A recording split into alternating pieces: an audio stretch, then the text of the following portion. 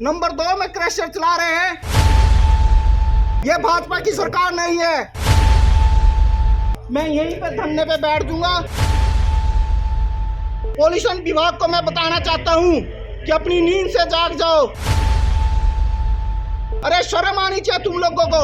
गरीब लोगों के ऊपर तुम चालान काटते हैं।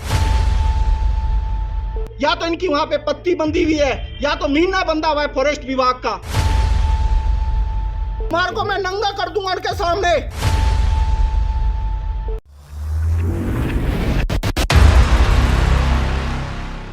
भट्रोक में नीलगिरी स्टोन क्रशर जिस पे कोर्ट के द्वारा स्टे लगा हुआ है, उसके बावजूद उस क्रशर को चलाने की इजाजत दी गई है।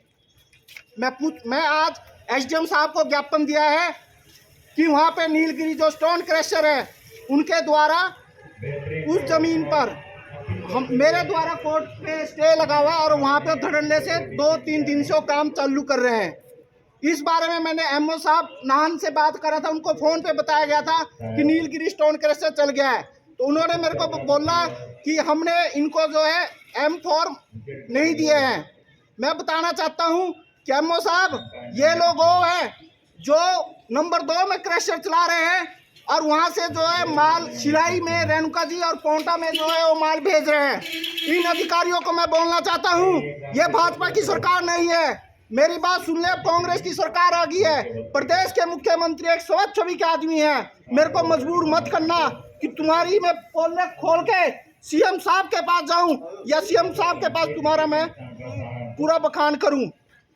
आज एसडीएम साहब से मिले, एसडीएम साहब ने हमें पूरा विश्वास दिया है और एसडीएम साहब पे पूर्ण विश्वास है। इन्होंने हमारे सामने हमें बोला है कि इस पे कार्रवाई होगी जो भी वहाँ पे गलत काम हो रहा है।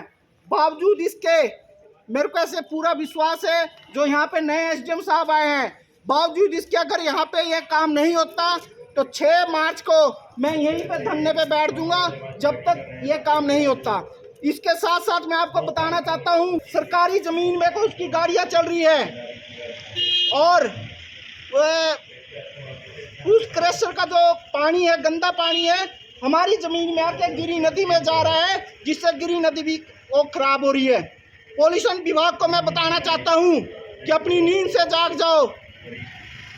अब वो टाइम नहीं है कि ऑफिस में बैठ के तुम लोग साइन करते थे और वो काम होता था। पॉल्यूशन विभाग का ये जिम्मा बनता है कि जो उसका पानी है उन्होंने उस पर क्या एक्शन लिया। फॉरेस्ट विभाग वाले न्यूज़ों में आप लोगों को खबरें देते हैं कि हमने 2 ट्रैक्टर पकड़ लिए, हमने 40,000 चालान करा, हमने 50,000 चालान करा। अरे शर्म आनी चाहिए तुम लोगों को। गरीब लोगों के ऊपर तुम चालान काटते हैं। अगर तुम्हारे में हिम्मत है तो भट्रोक में जिन मालिकों ने वहां पे पूरी जमीन खोद डाली है, फॉरेस्ट विभाग को पूरी जमीन, सरकारी जमीन खाली कर ली है, वहां जाकर उस मालिक को FIR दर्ज करो। पर ये नहीं कर सकते। क्यों? या तो इनकी वहां पे पत्ती बंधी हुई है या तो महीना बंधा हुआ है फॉरेस्ट विभाग का। मैंने DFO मैडम को फोन करा, कल भी मैंने उनको फोन करा, कंजर्वेटर मैडम को फोन करा, वो हम इस पे कोई वो नहीं देते हैं।